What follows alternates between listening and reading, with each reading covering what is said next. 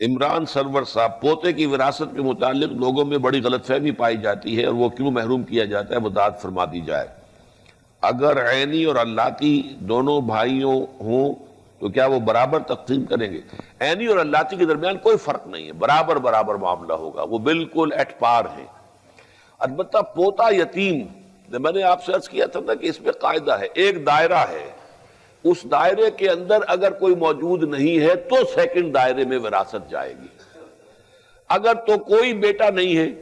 ایک شخص فوت ہوا ہے، اس کے 5 بیٹے تھے، 5 بیٹے جو ہیں وہ اس کی زندگی میں فوت ہو گئے، البتہ بیٹوں کی اولادیں ہیں، تو اب تو پوتے جو ہیں وارث ہو جائیں گے، اس لیے کہ پہلا دائرہ بالکل ختم ہو گیا ہے۔ لیکن پہلے دائرے میں ایک بیٹا بھی موجود ہے تو پھر وہ یتیم پوتا جو ہے، جو بیٹا فوت ہو گیا، اس کی اولاد وہ جو ہے محجوب الارث کہلاتی ہے، اسے وراثت میں سے حصہ نہیں ملے گا۔ اس کو اصل میں منکرین حدیث نے بہت اٹھایا، غلام احمد پرویز نے اس پر بڑا اڈا لگایا اور بڑا جو ہے علماء کے اوپر اس پر تنقید کی ہے، لیکن اصول ہوتے ہیں، ہر معاملے کے اندر کچھ اصول ہیں، اصولوں کی زد میں کوئی شے آ جاتی ہے تو اس کو ماننا پڑتا ہے، پھر اصول یہی ہے۔ باقی یہ ہے کہ چونکہ یتیم پوتا وارث نہیں رہا، تہائی کی حد تک اس کی وصیت کی جا سکتی ہے۔ فوت ہونے والا دادا وہ اپنے یتیم پوتے کے لیے یا یتیم پوتوں کے لیے تہائی کی حد تک وصیت کر سکتا ہے یا اپنی زندگی میں ہبہ کر سکتا ہے۔ مطلب یہ کہ کمپنسیٹ کرنے کے تو بے شمار ہیں، ہبہ جو ہے وہ کر سکتا ہے کہ میرا یہ جو ہے بیٹا فوت ہو گیا تھا، اس کی اولاد ہے، میں اتنا ہبہ کر رہا ہوں، اس کا اختیار اس کو حاصل ہے۔ لیکن جہاں تک وراثت کا تقسیم کا معاملہ ہے، اگر ایک بیٹا موجود ہے تو پھر پوتا جو ہے سیکنڈ لائن تک وہ وراثت منتقل نہیں ہوگی۔ باپ موجود ہے تو دادا پردادا کو وراثت منتقل نہیں ہوگی۔ ہو سکتا ہے کسی کی زندگی میں اس کا باپ تو فوت ہو جائے اور دادا جو ہے وہ موجود ہو تو ٹھیک ہے، باپ نہیں ہے، دادا ہے، دادا کو وراثت مل جائے گی۔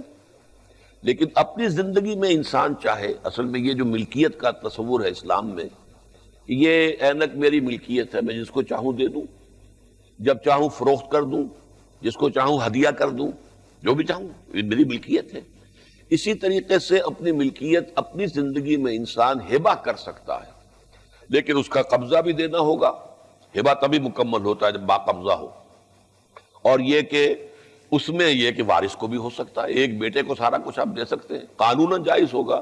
اور اس کے اوپر دنیاوی عدالت جو ہے کوئی حرف نہیں اٹھا سکتی، کوئی اس کے اوپر جو ہے تنقید نہیں کر سکتی۔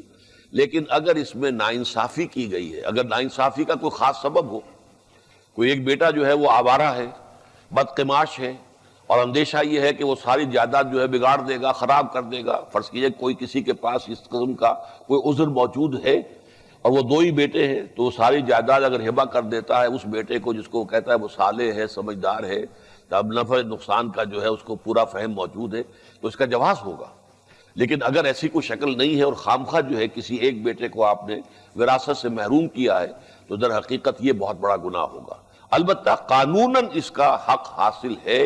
آپ اپنی زندگی میں ہبہ کر سکتے ہیں، اور اس ہبہ کا معاملہ جو ہے وہ کسی ادارے کے نام پہ ہو سکتا ہے، کسی دینی کام کے لیے ہو سکتا ہے، کسی مدرسے کو ہو سکتا ہے، کسی اور درسگاہ کے لیے، کسی ہسپتال کے لیے، کسی فاؤنڈیشن کے لیے یہ ہبہ ہو سکتا ہے، اور اپنے وارثوں کے لیے بھی ہبہ ہو سکتا ہے۔ تو ہبہ اور ہے، وصیت علیحدہ شے ہے،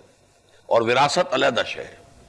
یہاں یہ کہ وراثت کا حق معین کیا گیا ہے، لیکن یہ کہ اسے لڑکے کے مقابلے میں آدھا رکھا گیا، اس کی وضاحت تو میں کر چکا ہوں۔ اور